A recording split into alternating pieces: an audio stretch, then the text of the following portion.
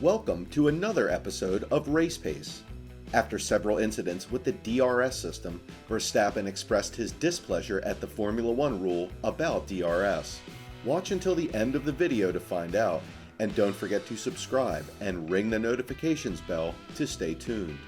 Max Verstappen used DRS to complete his overtake on Charles Leclerc during the Saudi Arabian Grand Prix, following 46 laps spent behind the Ferrari driver, and the Dutchman has praised the role it played in his victory. Max Verstappen admitted that he would have lost the Saudi Arabian Grand Prix were it not for F1's drag reduction system, and has called on the sport to persist with the overtake-aiding device for now. The Red Bull driver claimed victory in Jeddah following another close battle with title rival Charles Leclerc.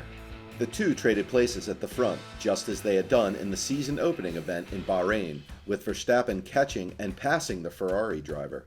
However, without the aid of DRS, Verstappen believes that he would have ended the race behind Leclerc due to being unable to find a way past. There have been suggestions from team bosses, including McLaren's Andreas Seidel, that DRS could be removed entirely if the new 2022 regulations prove that there is no longer a need for it.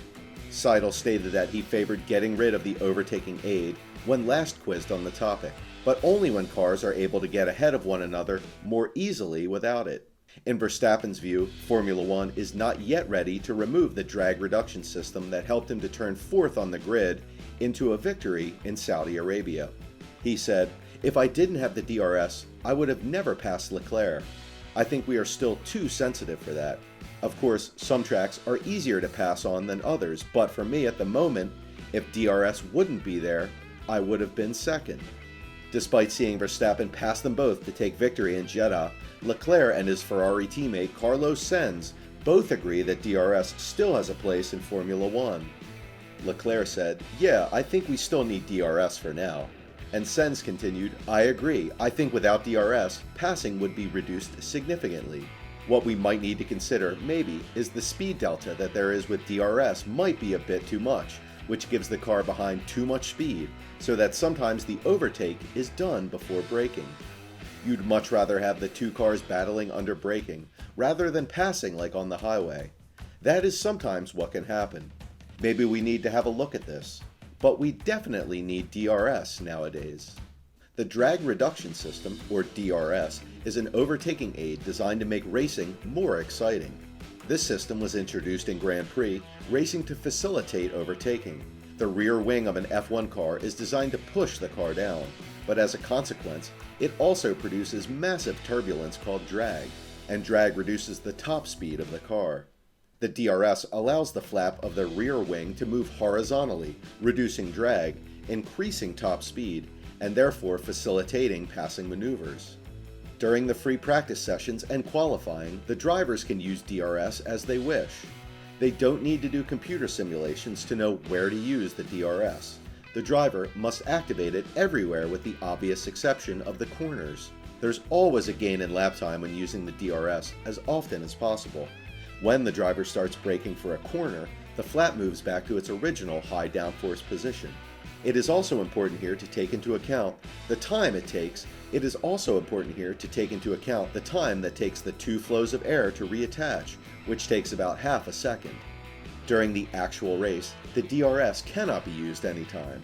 There are timing loops embedded in the tarmac, and the system calculates the gap between all cars.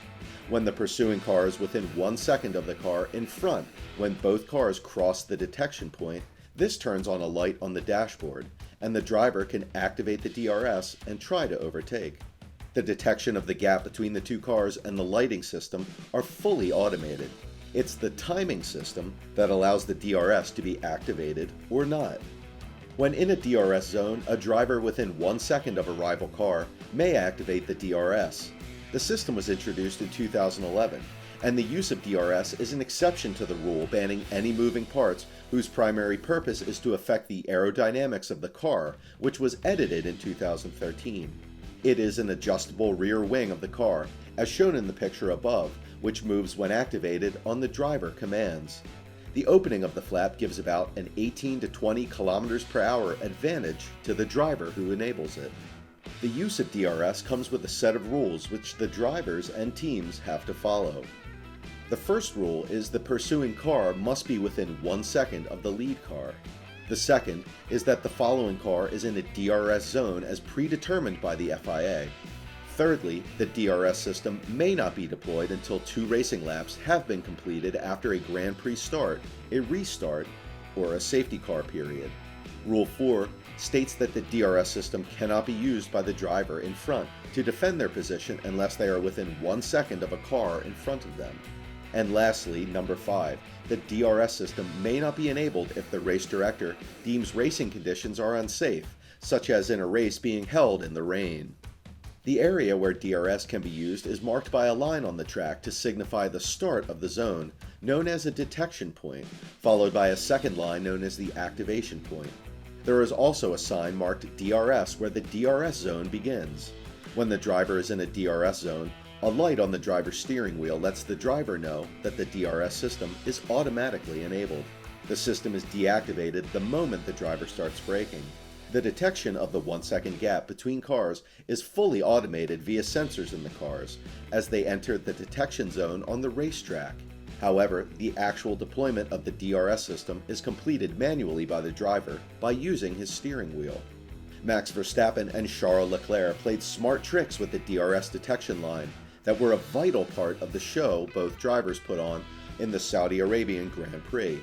A combination of the Jeddah circuit's layout with 3 successive drag reduction system zones and the powerful effect of activating the DRS with the big-winged 2022 cars led to a unique spectacle.